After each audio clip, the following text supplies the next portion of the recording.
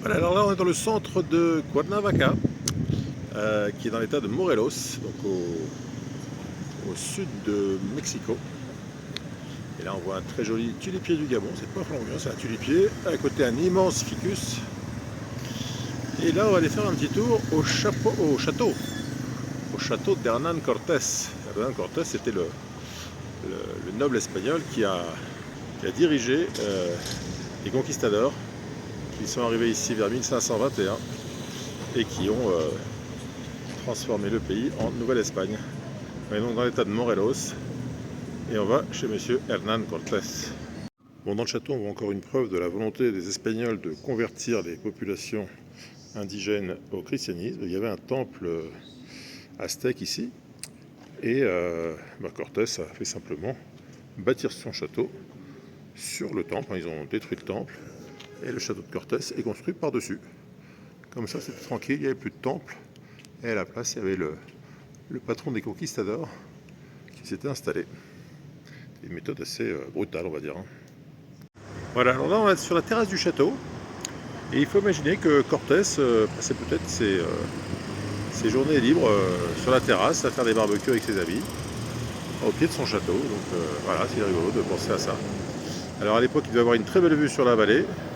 Aujourd'hui, la vue est pas terrible, parce qu'on voit les immeubles assez moyens qui ont été construits en face. Mais avant que ces immeubles soient construits, c'est sûrement qu'il devait avoir une très jolie vue. On a un petit aperçu là-bas au fond. Ça devait être assez joli. Bon, alors à l'intérieur de ce musée, j'ai été un peu déçu parce que je pensais trouver des tas de choses sur Cortés, puisqu'on était dans le château de Cortés. Et en fait, ce château abrite un musée plutôt dédié à l'état du Morelos et notamment à son passé archéologique, à sa biodiversité, à sa importance sur les climats, parce qu'en fait le Morelos est entre les climats tempérés du nord et les climats tropicaux du sud. Donc ça veut dire qu'il y a beaucoup de variétés, beaucoup de reliefs, beaucoup de sites archéologiques. Et c'est donc l'orientation de ce musée. Donc pas grand-chose sur Cortés.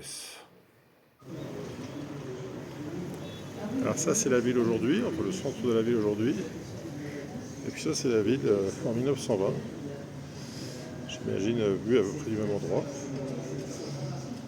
On voit que c'est quand même moins peuplé il y a une centaine d'années évidemment. Alors comme souvent ici, Cortés était faire des fresques murales au plafond, je sais pas comment on appelle ça. C'est assez joli. Ici, ça devait être la salle de réception. C'était assez joli. Voilà, donc on ne s'est pas éternisé dans le musée du Morelos chez Hernán Cortés, mais on est parti pour Tepoztlán, qui est un site touristique très apprécié, et notamment parce qu'il est entouré d'une chaîne de montagnes assez impressionnante, comme on voit là. Alors déjeuner dans un très joli restaurant de Tepoztlán. Alors c'est un très joli restaurant, mais c'est aussi un restaurant très très bien situé, puisque si on relève un peu, on a directement la vue sur les falaises qui dominent Tepoztlán. Voilà, ça s'appelle El Ciruelo, le prunier, et c'est un restaurant qui devrait être pas mal, je vous dirai ça après. Alors là, dans un ex-couvent à Tepoztlán, et un truc qui est amusant, c'est que les décorations, c'est des courges. Ici une courge, et puis à côté les fleurs de courge. Ça c'est le genre de déco qu'on n'a pas beaucoup chez nous. Et donc l'ex-couvent, c'est un... Alors je ne suis pas un spécialiste, hein, j'imagine que c'est un cloître. On a un carré central avec des fruitiers. Et puis l'ancien lieu du couvent. Après le cours, nous sommes partis voir un apiculteur. Alors j'ai été un peu déçu parce que je pensais que c'était un apiculteur qui élevait des Meliponias, c'est-à-dire des abeilles locales. Et en fait, il élevait des Apis mellifera, c'est des abeilles européennes. Et ça avait beaucoup moins d'intérêt pour moi puisque je l'ai même à la maison. Bref, nous sommes ensuite partis pour Papantla.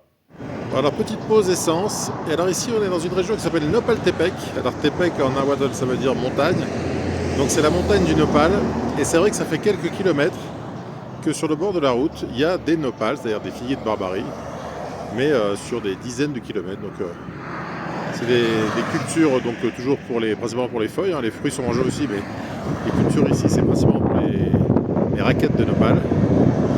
Et c'est impressionnant parce qu'il y en a vraiment des kilomètres et des kilomètres du figuier de Barbarie partout. Alors, en même temps, c'est une plante qui ne demande pas beaucoup d'entretien, qui pousse sur n'importe quel sol. Donc ceci explique cela. Nopaltepec, la montagne des nopals. Nous voilà donc partis vers le nord-est du pays, vers la ville de Papantla, qui est pas très loin de la côte du golfe du Mexique. À vol d'oiseau, c'est un peu moins de 300 km, mais en voiture, c'est un peu plus de 400, donc on a roulé quelques heures. Et pourquoi est-ce que nous allons vers cette ville de Papantla? Pour deux raisons. Papantla, c'est un site totonac, et les totonacs, c'est un peu important parmi les peuples amérindiens. On va aller voir notamment le site de El Taïn, qui est un site assez important, et on verra bien comment ont vécu les gens à cette époque. Et puis la deuxième raison, c'est que cette région du golfe du Mexique, c'est la région où est apparue la vanille. Et oui, la vanille est une plante mexicaine. Et on va aller voir un exploitant qui nous explique comment on la cultive encore aujourd'hui dans cette région. Alors il y a un côté étonnant quand on découvre comme moi pour la première fois le Mexique, c'est ce relief hyper varié. Ça n'arrête pas de monter, de descendre, il y a des pics jusqu'à 6000 mètres. On a assez rarement des grandes zones plates étendues. Il y en a quelques-unes, mais assez rapidement, comme ici, on tombe sur des montagnes qui sont les unes derrière les autres. Et ça, je veux dire que c'est assez impressionnant quand on voit pour la première fois les paysages du Mexique. Nous voilà à Papantla, donc dans le nord du pays, pas très loin de la mer, pas très loin du golfe du Mexique.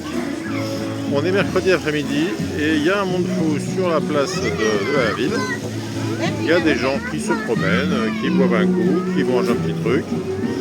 Et c'est assez étonnant de voir que dans toutes ces villes, il y a toujours plein de gens qui sont là, qui profitent de la vie. Et on va aller faire un petit tour de la ville de Papantla. C'est-à-dire la ville des Papanes, c'est-à-dire les corbeaux locaux. Et comme d'habitude, c'est très animé, c'est très beaucoup de relief, ça monte, ça descend. Il fait très chaud, hein, là on est sur côté tropical, donc il fait très très chaud.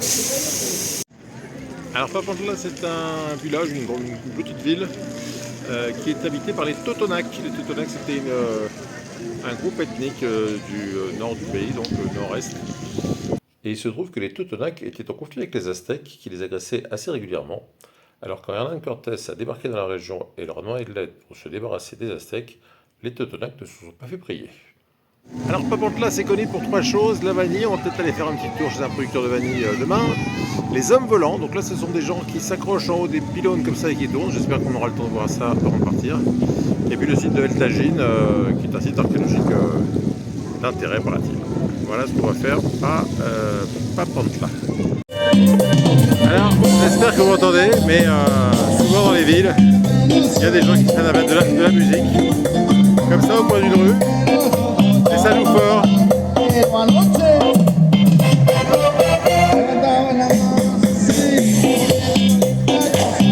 Voilà, ambiance de Papantla. Alors comme je vous disais, Papantla, ça veut dire la ville des corbeaux. Alors c'est pas des corbeaux, mais il y en a un paquet. C'est des oiseaux noirs qui font beaucoup de bruit, qui sont perchés sur les arbres. Ça fait un peu les corbeaux d'Hitchcock. Et il y en a un paquet. Et ça piaille et ça fait pas mal de bruit à la nuit tombée. Donc Papantla, la ville des corbeaux. Bon alors petit hôtel de Papantla. Alors c'est un petit hôtel pas cher, hein, mais c'est le truc le plus fou que j'ai jamais vu. Dans la douche, une jolie lampe électrique. Voilà, donc on va essayer d'éviter le syndrome Claude François. Et puis je vais essayer de prendre ma douche en étant là après la douche. Et là je pourrais dire que c'est le truc le plus dingue que j'ai vu dans un hôtel depuis que je vais dans des hôtels. Bon, ben, je vous rassure, j'ai pris une douche et je suis toujours là. Il est temps d'aller se coucher parce que la route a été longue aujourd'hui et demain on ira donc voir le site de El Tajín qui est un site passionnant. En attendant demain, si vous avez aimé cette vidéo, n'hésitez pas à mettre un petit pouce bleu. Si vous avez des questions, des commentaires sur cette région nord du Mexique, les questions c'est juste en dessous de la section commentaires. Et puis on se retrouve donc très vite pour de nouvelles aventures au Mexique. Bye bye et à demain.